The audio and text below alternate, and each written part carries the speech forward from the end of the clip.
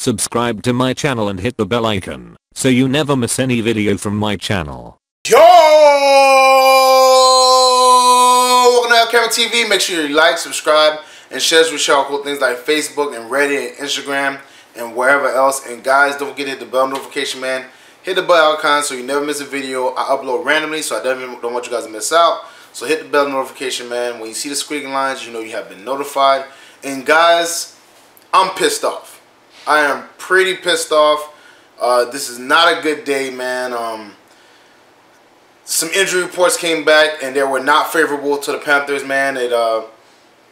So I definitely got to get into that. I also got to get into the replacements of those individuals. And one, I don't think is going to be that bad, but the other one I think is going to suck it up.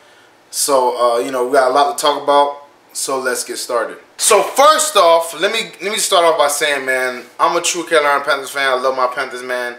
And it sucks to see situations like this happen. But the injury report came out about Greg Olsen and Darrell Williams. Obviously, both of them got injured during the Cowboys game. And Ron Rivera was trying to sound, in the beginning, was not trying to sound too definite or like, or these guys were really injured. But we all knew. Obviously, we seen Greg Olsen on a walking boot, and we seen Darrell Williams get carted off. Those are never good signs. So basically, to get into that situation, Greg Olsen is going to be out for a significant amount of time. They haven't said, you know, how much time, but they say he's going to be reevaluated month to month, even though he's not going to have surgery. He did refracture or re-injure the same foot that he injured last year that had him out for like 8 or 9 weeks, whatever. So it's that situation again. So that's week 1. He'll probably be back by like, you know, week 14, week 15 if we're lucky. Because again, man, it's, you know, they have to see how that whole thing plays out. But he's definitely injured. And they say he's going to be gone for a significant amount of time. And the Darrell Williams situation, they're saying he's out indefinite. They don't know. He's going to get the surgery on his knee. I guess he injured it when a Cowboy player fell into his knee. They're not specifying whether it's, you know, the same injury or whatever, but they are saying that he has to get surgery. The doctor's recommendation is that he gets surgery. So both of them are going to be out for a long time, which sucks for the Panthers. Everybody knows who watch my channel, watch my videos, I said 2 things need to happen for us to have a good season. I said Matt Khalil needed to, you know, not be in. We need to bench him and put in Taylor Moton. And what happened? Once we put in Taylor Moton, he looks pretty good. And I think Matt Khalil ain't going to get his job back in that situation. So Taylor Moton looking pretty good. And I said the second thing is Darrell Williams need to come back and hold it down because he was a second-team All-Pro. And, you know, if our O-line holds up, we'll be really good. Obviously, right? So the first, you know, thing happened. Taylor Moton got in. Matt Khalil got injured. You know what I'm saying? Taylor Moton got in. I was saying Matt Khalil get benched. I never want to see a player injured, but that's what happened. So Taylor Moton took over the position, and he's been playing really good. Darrell Williams came back. I was like, hopefully he can stay healthy and all that stuff. Like, you know, come back, play well, and just stay healthy because he's a contract year for him. Guess what? He gets injured. He comes back. He plays for one game. He gets injured again. He sounds like he's out indefinitely. So if anything, you know, we'll be lucky if he comes back in the playoffs. But I doubt it. You know what I'm saying? I absolutely doubt it. I'm pretty sure with surgery like that, I don't see him coming back anytime soon. So that's how that whole thing playing out, man. And that really hurts us, man. Our offense was definitely the weaker link out of the 2, you know, sides, offense and defense. So we really didn't need any injuries on the offense anymore. And these 2 are really going to hurt us, like I said. And as far as the replacements go, I'm way less worried about Greg Olsen's replacement than Darrell Williams' replacement. Because I'm going to be honest with you, man. Ian Thomas is not, you know, Greg Olsen. I'm not saying that. I don't want you guys to think that. I think Greg Olsen is the best tight end in the league. You know, this is just how I feel personally. I know everybody talks about Gronkowski, but besides these last 2 injuries, Greg Olsen has been way more consistent, you know, consistently on the field, and also has been just a, you know, he's a very good blocking tight end. And he's been on like, I think 98% of our plays. He like, never takes a play off. You know what I'm saying? He never gets off the field. So I was more of a Greg Olsen fan, and he had 3,000 yard season for a tight end.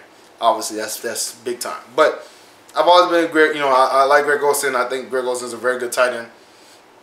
But I think Ian Thomas is a good tight end too. And I said in the draft that I wanted us to get Ian Thomas, and we did. I was happy about that. And from what I'm hearing and what I'm seeing, in the preseason, he played pretty well, and from what I'm hearing, everybody's saying that he might be, you know, a steal in the draft, and he might be a sleeper and all that stuff, whatever. So now, you know, he's, like I said, a pretty good player, man. So I'm not mad at that. You know, obviously he needs to get better at blocking and he needs to get better at route running and stuff like that, whatever. Everything needs to improve. But he's pretty good. Like, he's a pretty good tight end, man. I'm not going to lie. So I'm not mad at that. I think Ian Thomas can pick up some of the slack at least. Obviously, we need more of our receivers and everything like that to pick up more of the load. But, you know, I think we can still manage with, you know, in this situation with Greg Olsen out. Even though Greg Olsen is a big part of our offense, because I think Ian Thomas can hold the load. Just like when Ed Dickson last year, you know, held his own for a little bit, I think Ian Thomas can do the same.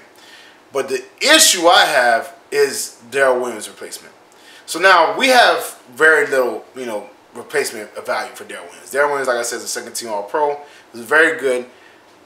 And the only people we have to replace him is Amini Silatolu, who is absolutely trash at tackle. Obviously, we drafted him. He did not do well. We put him at guard for a little bit. Now he's back at tackle. And as soon as Darrell Williams went out and immediately, you know, was guarding you know, playing the right tackle, he started getting beat like a drum. You know what I'm saying? So that's really disheartening. Obviously, you're not gonna put Greg Van Roten there, whatever. And if Matt Khalil comes back, him going over there, I still think he's gonna get beat. So our right side is in a really bad shape right now. I really wish Darrell Williams did not get injured because, you know, he's a very good player, man. So I was hoping he didn't get injured. But, you know, things happen. I'm not sure who's gonna be. They're probably gonna put a mini Santolo over there. And like I said, I don't like that, man. I don't think he's gonna do well at all.